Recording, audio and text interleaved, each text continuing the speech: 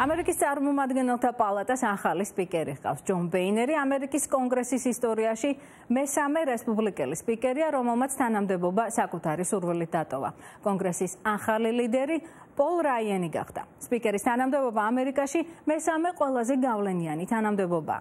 რა აძლევს კონგრესის ლიდერს სენატის ლიდერზე მეტ ძალაუფლებას და რა როლი აკისრია ამ თანამდებობას ამერიკის მართვაში?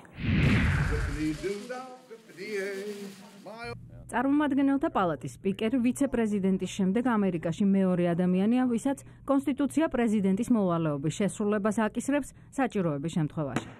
ათწლეულების განმავლობაში სპიკერს კონგრესის უფროსი აღმასრულებლის მისია დაეკისრა. ის პრეზიდენტთან, სენატთან და ხალხთან პალატას წარმოადგენს. კონგრესში ნებისმიერ საკითხზე საბოლოო გადაწყვეტილებას სპიკერი იღებს.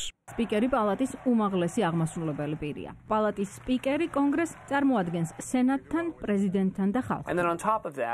სპიკერი მისი პარტიის კანონპროექტების მიღებაზეა პასუხისმგებელი. კონგრესში კენჭის საყრელად კანდიდატებს მოიძიებს, მათ არჩევნებისთვის თანხის მოძიებაში ეხმარება, ანუ მას ძალიან დიდი პასუხისმგებლობები აქვს.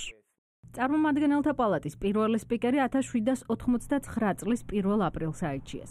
მაშინ სპიკერს უმნიშვნელო პოლიტიკური როლი ეკისრებოდა. თავდაპირველად სპიკერს პოლიტიკაში ამ პარტიულ დაპირისპირებაში ჩარევის ფუნქცია არ ეკისრებოდა. მე-19 საუკუნეში, როცა პოლიტიკური პარტიები გაძლიერდა, სპიკერებს კონგრესში პარტიის ლიდერის პასუხისმგებლობა დაეკისრათ. თანამედროვე კონგრესში სპიკერს პოლიტიკის შემუშავება, პარტიის შიგნით და პოლიტიკურ ოპონენტებთან მოლაპარაკების წარმოება შეუძლია. საინტერესო ის არის, რომ კონგრესის სპიკერად ნებისმიერი ადამიანი შეიძლება აირჩიონ, მათ შორის ისეთიც, ვინც კონგრესის წევრი არასოდეს ყოფილა.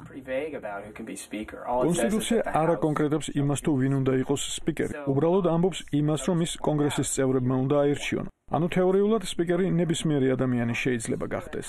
დღემდე წარმომადგენელთა პალატას 53 სპიკერი ჰყავდა და თითოეული მათგანი სპიკერობამდე კონგრესის წევრი იყო. პალატის ყოფილი სპიკერი ჯონ ბეინერი თანამდებობაზე 6 წელი მსახურობდა. ის კონგრესის ისტორიაში მესამე რესპუბლიკელი სპიკერია, რომელმაც თანამდებობა საკუთარი სურვილით დატოვა.